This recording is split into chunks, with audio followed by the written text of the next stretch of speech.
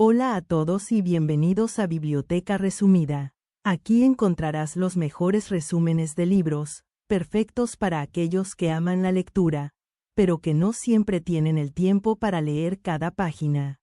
Si te gusta el contenido, no olvides suscribirte al canal para no perderte ningún resumen. Vamos a empezar. Resumen de Dientes Blancos de Zadie Smith. Capítulo 1. El extraño segundo matrimonio de Archie Jones. En la helada mañana del primer día de 1975, Archie Jones, un inglés de mediana edad, decide poner fin a su vida. Sentado en su coche, en una anodina calle de Cricklewood, ha conectado una manguera desde el tubo de escape al interior del vehículo, abrazado a sus medallas de guerra y su certificado de matrimonio. No hay drama, ni carta de despedida, solo una profunda y silenciosa resignación ante una vida que le ha resultado mediocre. Pero ni siquiera la muerte le pertenece. Es interrumpido por Mo Hussein Ismael, un carnicero musulmán cuya tienda necesita espacio para recibir su carga de reses muertas. Mo, pragmático e irritado, arranca la manguera y lo devuelve a la vida con una mezcla de desprecio e instinto comercial. Archie, confundido pero aliviado, vuelve a las calles de Londres, ahora con una sensación inusitada de que la vida, por fin, le ha dicho que sí. La noche anterior, su soledad había sido confirmada por el divorcio definitivo de su esposa Ophelia, una italiana inestable con la que había compartido décadas de una unión vacía. Ahora, sin hogar ni propósito, solo con una vieja aspiradora Hoover, Archie deambula por la ciudad como un hombre resucitado. Su mejor amigo, Samad Iqbal, un bengalí musulmán con el que compartió experiencias en la Segunda Guerra Mundial, le anima a dejar atrás el pasado. Samad, casado con la joven Alsana, ve en su propia vida matrimonial una renovación, aunque también guarda sus propias amarguras y conflictos internos. Esa noche, Archie lanza una moneda al aire y acaba en una fiesta comunal de Año Nuevo, rodeado de jóvenes hedonistas y fumadores de porros. Allí, entre la decadencia y la alegría, ve descender por las escaleras a Clara Bowden, una mujer joven y hermosa, con una sonrisa desdentada y una actitud franca y cálida. Es el instante en que todo cambia. Clara, una jamaicana de 19 años, le da a Archie la bienvenida al nuevo año como si lo hiciera con su alma, y 6 semanas más tarde, contra todo pronóstico, se casan. Capítulo 2. Echando los dientes. Clara no es solo una figura luminosa que baja una escalera. Tiene historia. Hija de Hortense Bowden, una devota y severa testigo de Jehová, Clara ha crecido entre profecías apocalípticas y la represión del deseo. En su adolescencia, desgarbada y acomplejada por sus dientes prominentes, estuvo unida a Ryan Tops, un pelirrojo flacucho, mod militante, que parecía sacado de otro tiempo. Ryan, el paria de la escuela católica San Judas, compartía con Clara la marginación. Ella, negra y evangelizadora. Él, un inglés blanco sin gracia, obsesionado con su Vespa y los Who. Juntos fueron una pareja improbable, unida por la alienación y la fe. Clara quería salvar a Ryan con la palabra de Jehová, pero Ryan, tras un accidente de moto que le arranca la fe y el alma, se convierte al fanatismo religioso de su madre, abandonando incluso la música por un fervor militante. Clara, harta del dogma, de las puertas cerradas y del fin del mundo anunciado para el 1 de enero de 1975, se rebela. Huye de su madre, de Ryan, de las escrituras, y se lanza hacia lo desconocido, la fiesta del fin del mundo donde conocerá a Archie. Aunque Clara ya no cree en apocalipsis ni paraísos, en Archie encuentra algo inesperado, no redención, sino compañía. La decisión de casarse con él no es una búsqueda romántica, sino un acto de voluntad, un corte con el pasado. Capítulo 3. 2 familias. El matrimonio entre Archie y Clara no tarda en revelar sus complejidades. Aunque hay ternura entre ellos, su unión es también una mezcla de resignación y desconcierto. Ambos pertenecen a mundos distintos, marcados por herencias culturales profundas. Su hija, Irie, crece entre esas tensiones, heredera de la confusión étnica, religiosa y de clase que caracteriza a Londres. Mientras tanto, la vida de los Iqbal avanza con igual intensidad.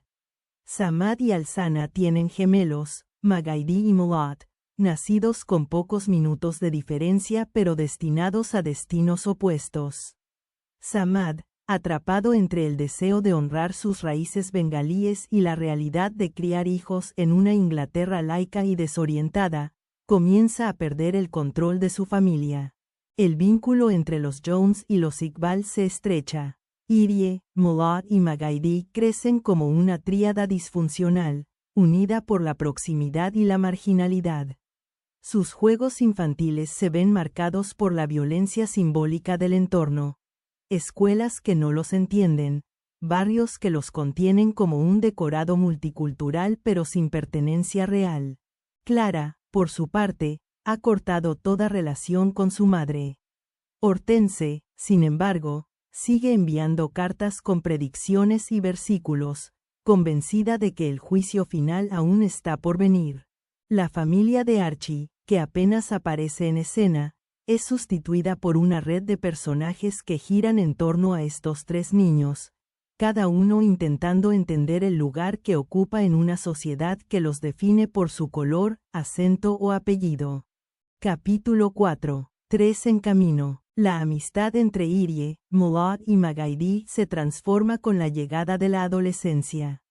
Irie, en pleno despertar sexual y emocional, se siente atraída por Millat, quien empieza a encarnar la rebeldía y el carisma de los antihéroes.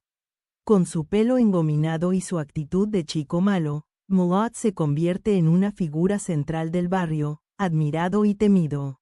Maged, en cambio, se aleja del grupo.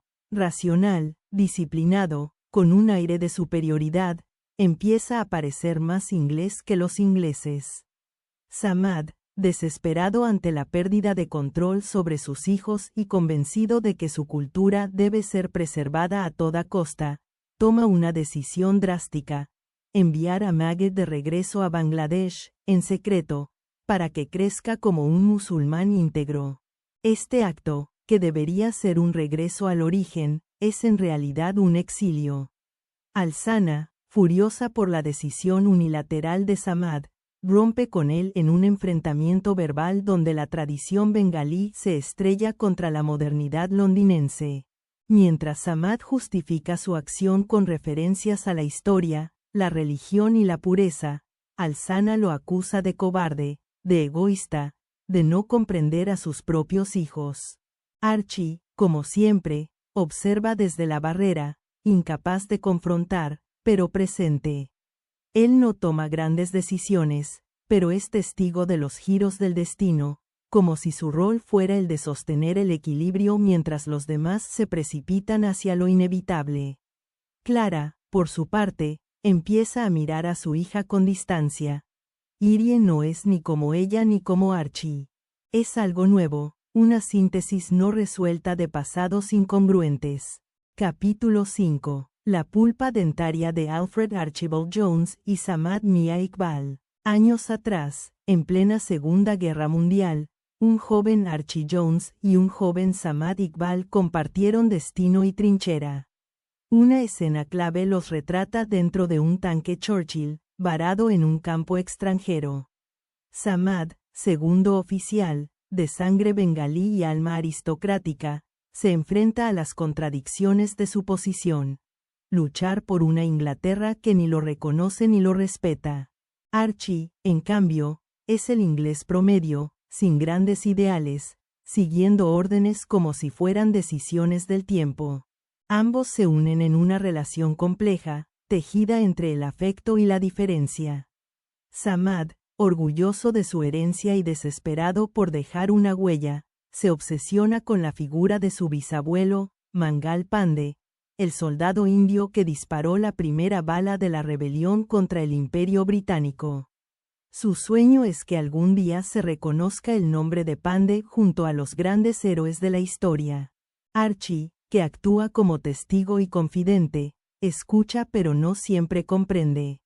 Su vida, lo sabe, no está hecha para la trascendencia.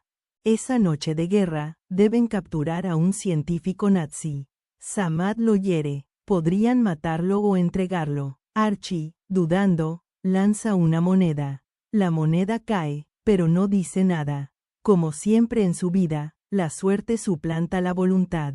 El científico sobrevive. Samad lo toma como una traición. Cree que, en ese momento, perdió la posibilidad de redención histórica. Capítulo 6. La tentación de Samad Iqbal. Samad, ahora en Londres, sirve mesas en un restaurante indio de tercera, mientras repite las glorias del pasado. Vive atrapado entre la obediencia a Alá y el deseo de otra vida. Su conflicto se agudiza cuando conoce a Poppy Bird Jones, una joven profesora blanca, dulce, encantadora y decidida. Entre ellos se inicia un coqueteo que termina en una relación sexual clandestina. La culpa, en Samad, no tarda en manifestarse. No solo ha traicionado a su esposa, sino también a su religión, a su cultura y a la historia que tanto defiende. Esas noches con Poppy son dulces y tristes. Samad, que quiere ser un hombre de principios, se descubre como un hombre dividido. Y cada día, al volver a casa, el peso de la duplicidad se hace más insoportable. La religión se convierte en látigo. Alsana, sin saber nada de la infidelidad, comienza a sospechar. Su relación se deteriora aún más. Y aunque Samad rompe con Poppy, el daño ya está hecho. El deseo de Samad de redimirse se transforma en una cruzada. Decide que uno de sus hijos debe regresar a Bangladesh, donde podrá crecer lejos de la corrupción del mundo moderno. El elegido será Magaidi, el más racional, el más dócil, el menos propenso al caos que Londres parece ofrecer. Y así, como una sentencia silenciosa, Samad organiza la partida del niño. Capítulo 7. Molares. Molot, el gemelo que se queda en Inglaterra, se convierte en un joven lleno de rabia, belleza y carisma. Va por las calles como una estrella de cine, gafas oscuras, chaqueta de cuero, aire desafiante. Es todo lo que Irie quiere, pero Molot, volátil, inalcanzable, juega con su afecto. Irie, insegura de su cuerpo y su identidad, lucha por encontrar su lugar. Ni inglesa ni jamaicana, ni blanca ni negra. Y los dientes, el símbolo que atraviesa la novela, se convierten en metáfora de la herencia, de lo que no encaja, de lo que sobresale. Irie quiere borrarse, alisarse, corregirse. Quiere cirugía dental, pero en realidad quiere otra cara, otra historia, otra piel. Mientras tanto, Clara, que había dejado atrás su pasado religioso, empieza a encontrar cierto orden en la vida cotidiana. Archie, como siempre, navega sin dirección, contento con su rutina, con su trabajo sin gloria. Es el hombre de las concesiones, el que nunca elige del todo. Alsana, por su parte, carga sola con la familia, con Millat, con la ausencia de Magaidi. El resentimiento con Samad se hace permanente. Hablan poco, y cuando lo hacen, es con la amargura de quienes ya no pueden volver atrás. Capítulo 8. Mitosis. El capítulo es una exploración de las separaciones. Gemelos divididos, padres fracturados, culturas escindidas.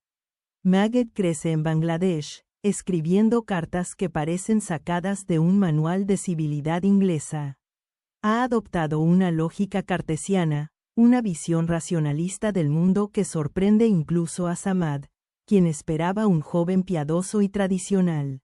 En Londres, Molot toma el camino contrario: drogas, peleas, chicas, rabia. Pero también se siente perdido. No encaja con los ingleses, ni con los bengalíes que han asimilado la religión. Es, como Irie, un cuerpo en transición. Irie, por su parte, empieza a desarrollar una amistad ambigua con Joshua Chalfen, hijo de una familia liberal e intelectualmente brillante que la fascina. Los Chalfen son blancos, cultos, y tratan a Irie con una mezcla de condescendencia y admiración. Ella siente que allí puede reinventarse. Las semillas de las futuras fracturas están sembradas. Malott es reclutado por Kevin, Keepers of the Eternal and Victorious Islamic Nation, un grupo extremista que canaliza su rabia. Maggot, desde la distancia, abraza la ciencia, la lógica, el progreso. Irie, dividida entre dos mundos, se refugia en los libros de la familia Chalfen, mientras su cuerpo crece y cambia, convirtiéndose en una mujer que todavía no sabe cómo habitarse.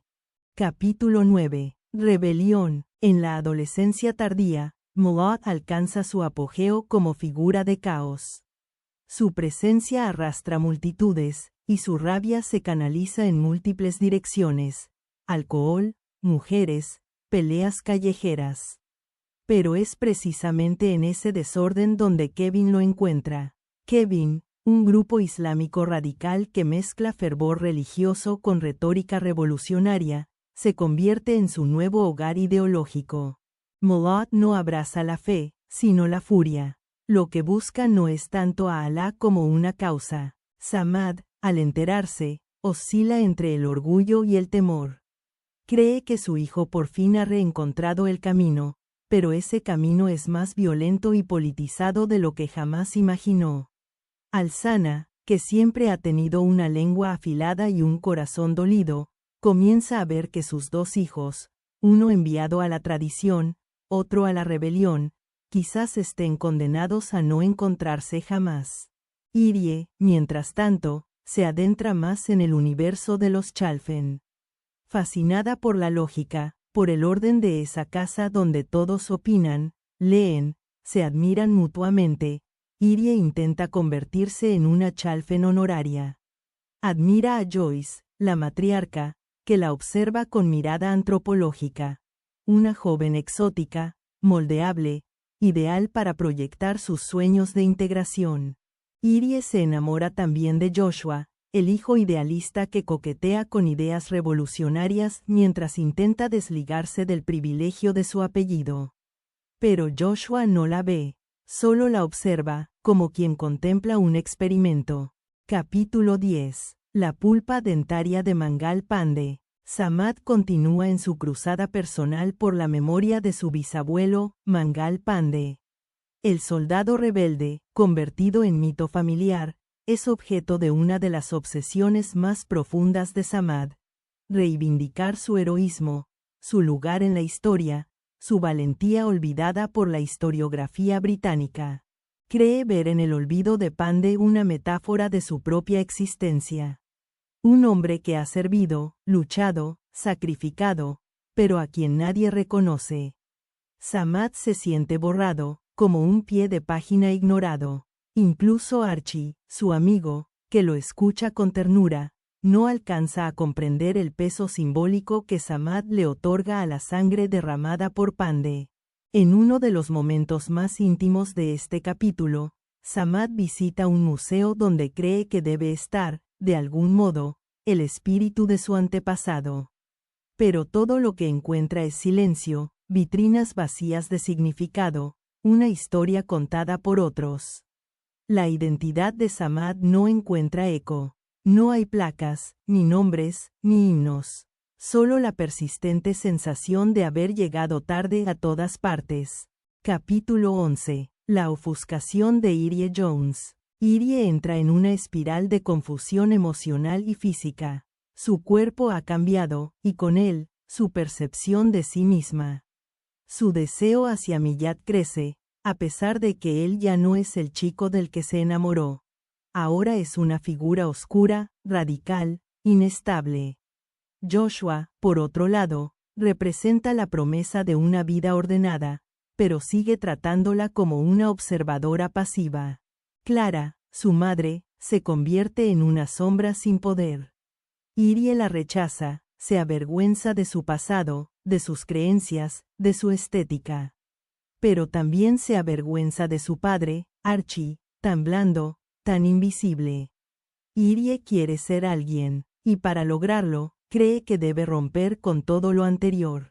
En una escena reveladora, roba archivos de los Chalfen para participar en una causa que no comprende del todo. Quiere significar algo, quiere tener historia, pero, como Miyad y Magaidi, está atrapada en una generación que ha heredado relatos que no le pertenecen y que no sabe cómo contar los suyos. Capítulo 12. Caninos, los dientes que desgarran. Los dientes, desde el título mismo del capítulo, vuelven a ser el símbolo. Esta vez, no como imagen de lo que sobresale, sino de lo que puede herir. Las relaciones entre las familias, los Jones, los Iqbal, los Bowden y ahora los Chalfen, se entrelazan en una maraña de alianzas y rupturas. Cada uno intenta desgarrar el relato del otro para imponer el propio.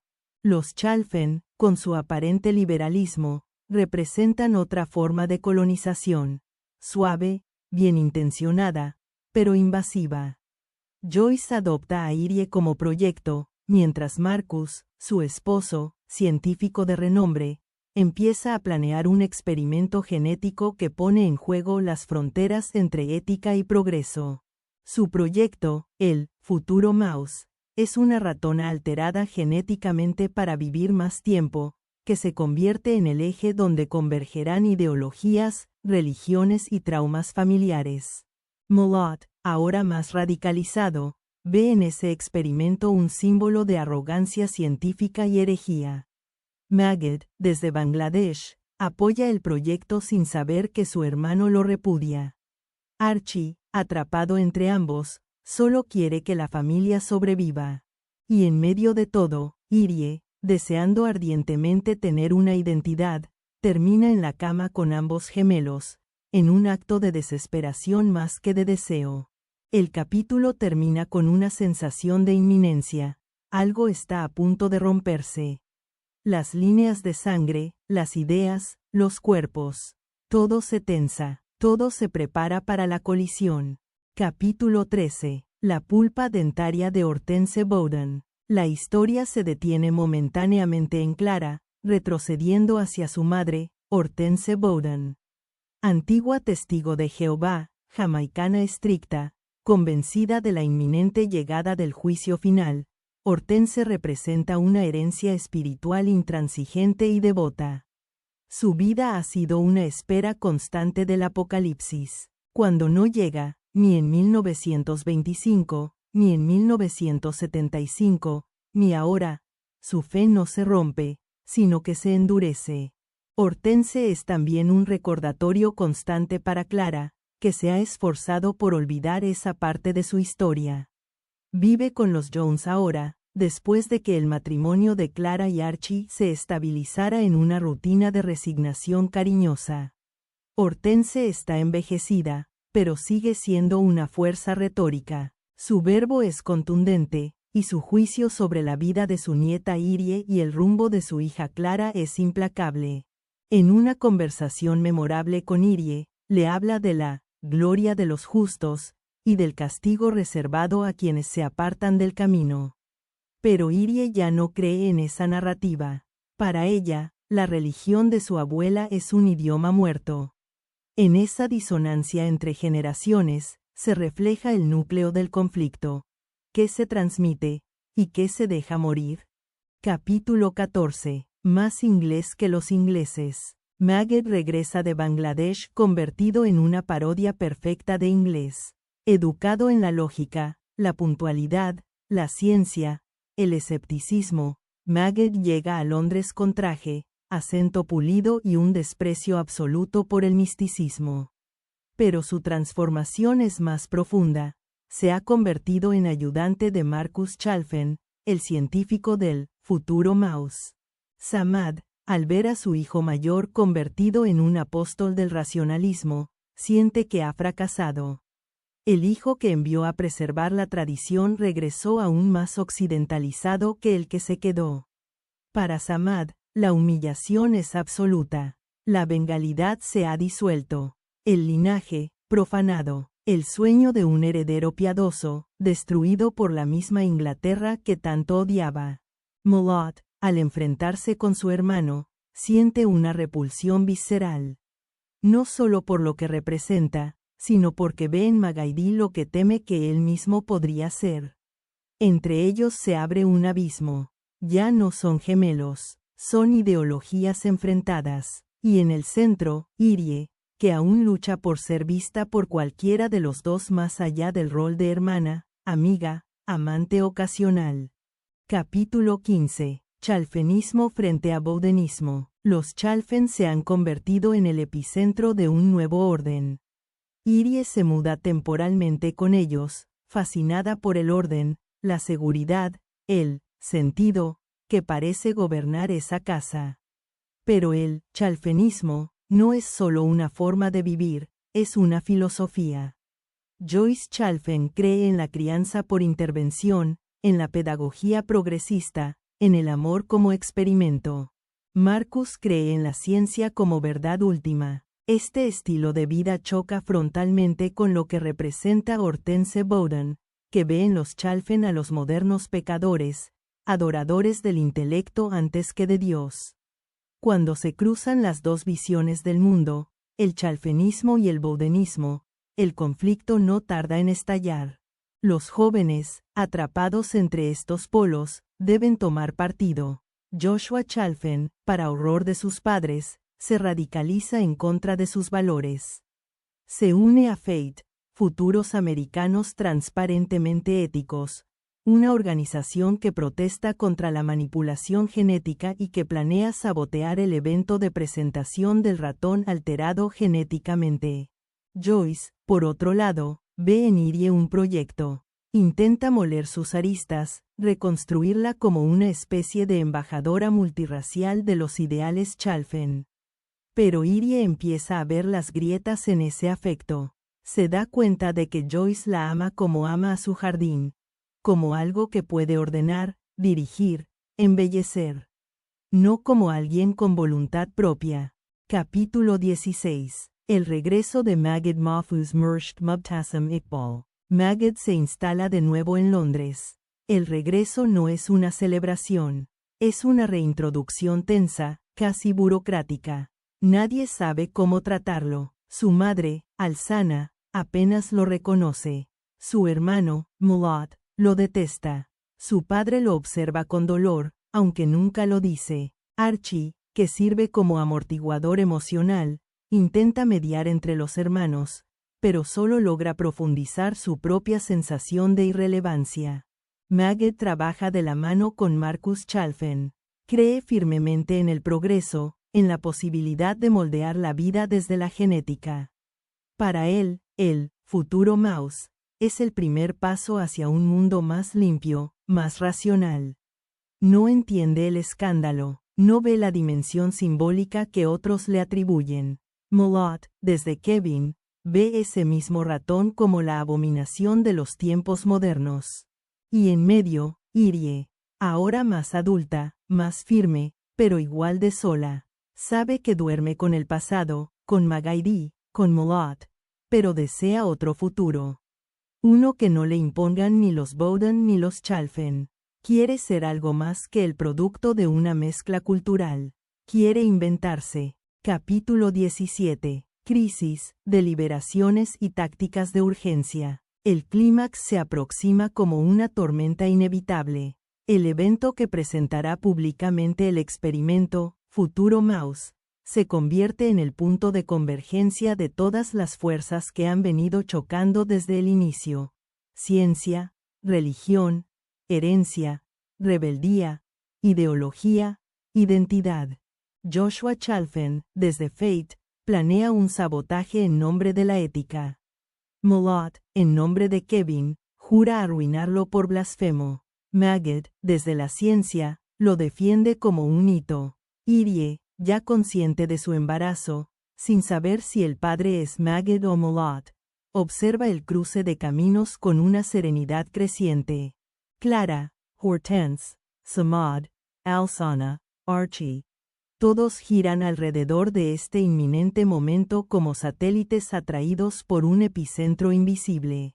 En una serie de encuentros y desencuentros, se revelan pequeñas traiciones, viejas heridas, decisiones mal tomadas. Archie, cada vez más consciente de su pasividad histórica, se prepara para tomar una postura, aunque sea tardía. Él, el hombre que lanza monedas para decidir su destino, comienza a sentir que quizás puede elegir sin suerte. Samad y Alzana, a pesar del rencor acumulado, se ven obligados a hablar como padres. Sus hijos, tan distintos, son reflejo de sus errores. ¿Cuál fue el mayor pecado? ¿Enviarlo lejos o retenerlo cerca? La discusión no tiene respuesta. Solo queda la sensación de que la historia, como los dientes, se hereda, pero también se rompe. Capítulo 18. El fin de la historia frente al último hombre. La velada de la presentación se convierte en una tragicomedia donde todos los elementos colisionan. Marcus Chalfen, radiante, preparado para mostrar al mundo su creación, ignora por completo las tensiones latentes en la sala. Cree que ha ganado, cree que la lógica ha vencido al caos. Molot, con una pistola en la chaqueta, se dirige al evento convencido de que su misión es castigar al sacrilegio. Pero la violencia no llega desde él. Archie, el hombre invisible, da un paso al frente. En el instante crítico, cuando la tensión se convierte en amenaza, cuando Millat parece listo para cruzar una línea irreversible, Archie interrumpe el destino. Como si el pasado se plegara sobre sí mismo, Archie repite el gesto de la guerra, el que lo unió a Samad. Lanza una moneda al aire. No por superstición, sino porque reconoce que nadie tiene el control. La moneda no resuelve nada, pero sí desarma a Molot. La violencia es evitada. El experimento fracasa, no por fuego o bala, sino por desorden, por el peso acumulado de todas las contradicciones. En ese momento, el experimento futuro Mouse escapa. La ratona modificada desaparece en la confusión. El símbolo de la manipulación genética, del poder del hombre sobre la creación, se fuga como si la historia misma se negara a ser programada. Capítulo 19. El espacio final. Tras la tempestad, llega una calma que no es paz, sino aceptación.